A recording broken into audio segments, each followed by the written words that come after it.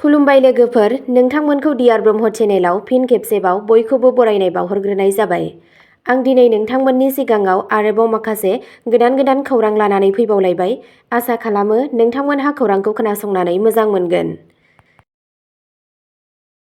गिबि खौराङावनो दङ गुवाहाटीनि सुबुंफोरनि थाखाय गिदिर खौरां। गारि सालायनायनि सिगां बे खौरांखौ नाय।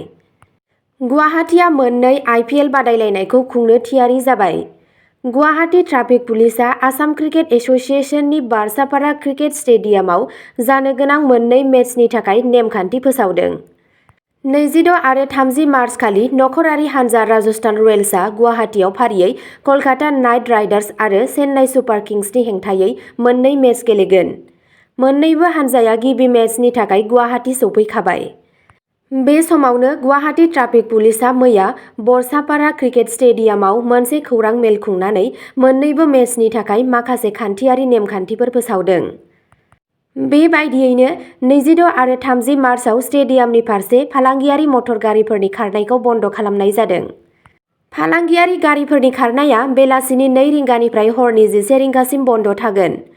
काहिलिपारा लामायाव बेलासिनि 2 रिंगानिफ्राय फालांगियारि लामायाव गारिफोरनि थांलाय फैलायखौ बन्द खालामनाय जागोन। बेबादिनो बे आजाद लामायानो बिरुबारिनिफ्राय बरसापारा फारसे फैनो हानाय नङा। कुल बसुमतारी र'डआव VIP पास गोनां गारिफोराल' खारनो हागोन। बरलु लामायाव जायखिजाया गारिफोरखौ खारनो गनायथि होनाय जानाय नङा। जायफोरा गेट नं 5 आरो 6 जों स्टेडियामाव हाबगोन बिसोर सियाम मन्दिरनि फारसे फैनांगोन। आमबारिनिफ्राय चम्पाबती फरायसालि लामासिम रावबो गारिफोरखौ खारनो गनायथि होनाय जानाय नङा। बेबादिनो जाय दावबायारिफोरा गेट 7 जों हाबनो गोनां जायो बिसोर नम्बर 1 बिजों हाबनो हागोन। खोथाया बुंदोंमोन दि दावबायारिफोरनि थाखाय गासै मोन 11 पार्किंनि राहाबो खालामनाय जादों। नैथि खौराङाव दङ BCCIनि मिरुआरि थिखानाय फारिलाइ फोसावबाय, उमा छेत्रीआबो जायगा मोनबाय। भारतारि क्रिकेट कन्ट्रल बर्डआ मैया बै गेलेगिरिफोरनि थाखाय फोसावदों जायफोरा आइजो हानजानि मिरुआरि रादाय मोनबाय। बेबायदियैनो आसामनि क्रिकेट गेलेगिरि उमा छेत्रीआ मिरुआरि रादाय मोनदोंमोन। आसामनि उइकेट किपार बेट्समेन उमाया भारतारि हानजानि थाखाय नेम बादियै गेलेनो खाबु मोनाखैब्लाबो जेब्लानो खाबु मोनो गावनि रोंग'थिखौ दिन्थिनायाव फेलें जायाखै। उमाया दा भारतारि आइजो हानजानि फोथायजाथाव उइकेट किपार। बे खेबाव BCCIआ बिथांखौ C ग्रेड गेलेगिरिनि फारिलाइयाव सोफादेरदों। बेखौ नोजोर होनो गोनांदि BCCIआ गासै मोनथाम थाखोआव आइजो हानजानि गेलेगिरिफोरखौ सागान होदोंमोन, ग्रेड A, B आरो C। बे खेबाव क्रिकेटारफोरखौ 1 अक्ट'बर 2024 मायथाइनिफ्राय 30 सेप्तेम्बरसिम बोसोरसेनि मिरुआरि रादाय होनाय जादों। बे खेबाव गासै मोनथाम फर्मेटनि captain Harmanpreet Kaur, score batsmen Smriti Mandhana आरो स्टाइलिश अल-राउन्डार दीप्ति शर्माया A ग्रेड मोननो हादों। बेखौ गोसोखांहोनो हायोदि भारतनि आइजो हानजाया श्रीलंकायाव श्रीलंका आरो खोला आफ्रिकानि हेंथायै ODI 3 खनायारि सिरिजआव गेलेनो थियारि जाबाय। फारिया 27 एप्रिलनिफ्राय जागायगोन। भारतारि हानजाया बेनि थाखाय सिगांनिफ्रायनो थियारि। गेलेगिरिफोराबो बेनि सिगां मिरुआरि रादायफोरनि फारिलाइखौ फोसावनो थाखाय जोबोर गोजोननाय मोन्दों। ICC आइजो मुलुग काप 2025 आ बे बोसोराव भारतआव खुंजागोन। थामथि खौराङाव दङ 14थि बड'लेण्ड इन्डिजिनियास गेम्सआ बर' दोरोंखौ संरैखा खालामनो खावलायनायजों जोबबाय। 14थि बड'लेण्ड इन्डिजिनियास गेम्स 2025 आ रबिबारनि मोनाबिलियाव बाक्सा जिल्लानि मेधाघाट गेलेग्रा फोथाराव जाफुंसार जोबथायाव फैदोंमोन। बड'लेण्ड इन्डिजिनियास गेम्स एसोसिएशनआ मिरु आरो बाक्सा जिल्ला आफादफोरनि हेफाजाबाव खुंजानाय बे हाबाफारियाव बर' दोरोङारि गेलेमुफोरखौ संरैखा खालामनाय आरो जौगाहोनायनि गोनांथिखौ नोजोर होयो।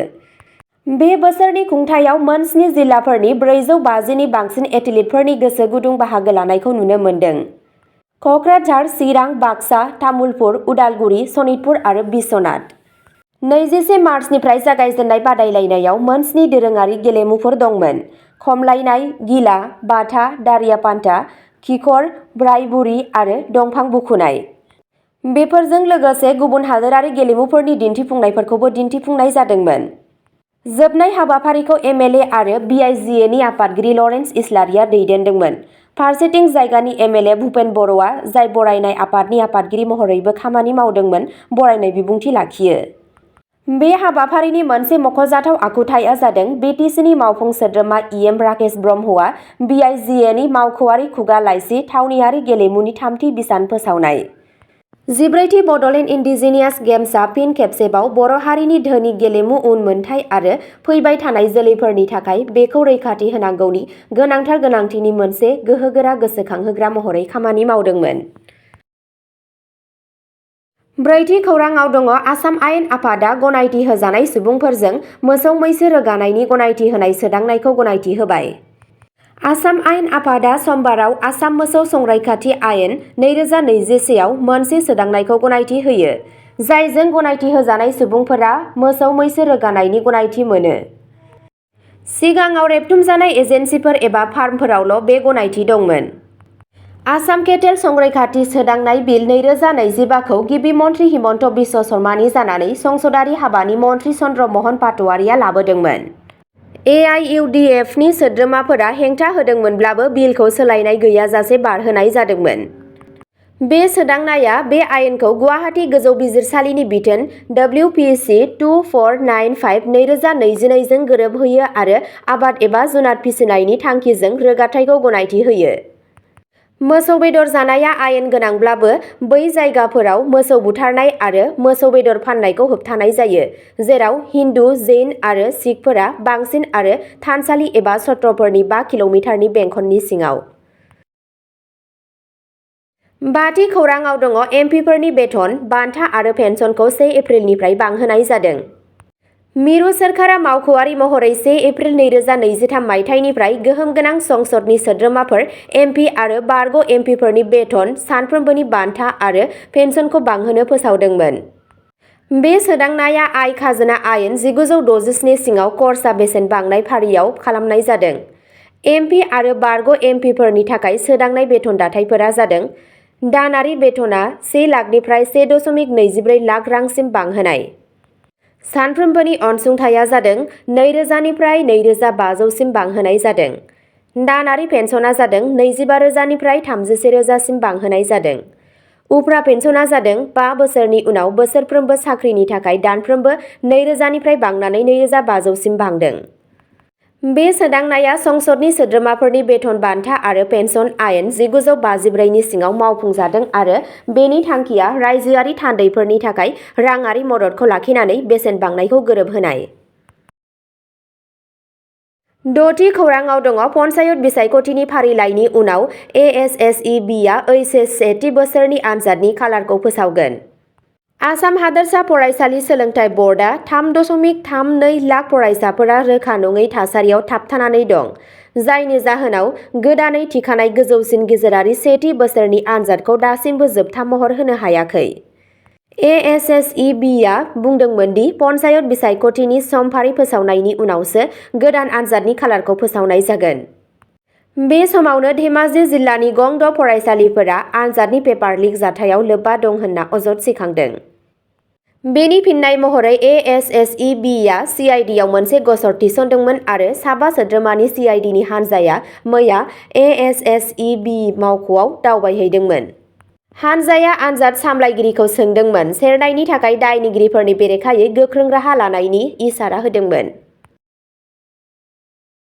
7थि खौराङाव दङ MLA मानब देखाया गिबि मन्थ्रिनि रिलिफ फान्डआव 1 दाननि बेथन दान होदों।